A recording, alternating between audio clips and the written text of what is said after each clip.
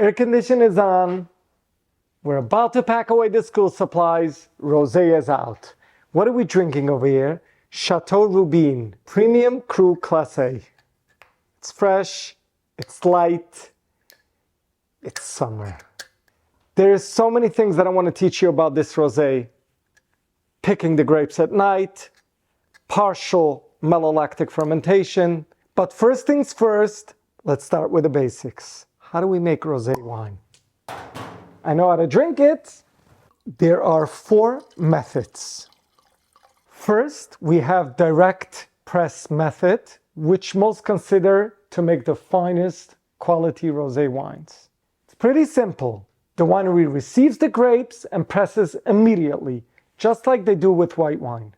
Just so you know, most of the color of the wines come from the skin of the grape. That's the reason why direct press gives you a very light color. It's minimum skin contact. Which leads me to the next method, skin contact or maceration. It's pretty much like direct press, but the juice and skin will remain together for up to 3 days, and that would make the color a little bit darker and give it more tannin and structure. So you can also expect very high quality wines, just as this one.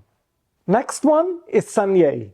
It means in French to bleed, which is basically a 2-for-1. So a winemaker gets his grapes in, he puts down the grapes into big buckets and he lets it macerate. So what it does, it basically soaks the skin together with the juice. He would take off 10 to 20% just so you can make a rosé, because red wine sometimes takes 2 years. A rosé you can get out in 6-7 months. And what happens is something interesting. Yes, you will get a darker rosé, which is nothing wrong. It could be just as good as a beautiful Provence. But the number 2 is he gets better concentrate of the rest of the 70% to make a better red wine. So it is 2-for-1. Last one, maybe you could try doing it yourself. Take some red wine, take some white wine, blend it together, and voila, you have a beautiful rosé.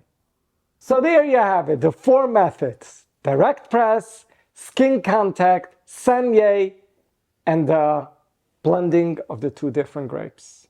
Rosé is not my first choice, but I'll tell you the truth, the 4th one is one of my favorites because it gives you that white wine, it gives you a little something deeper and something more to talk about in your mouth. By the way, I've noticed on Liquors Galore on Avenue J, there's a fridge full of different rosés, so I think you should stop by and do what I did. Grab a cold bottle of rosé. And remember, the more you taste, the more you know.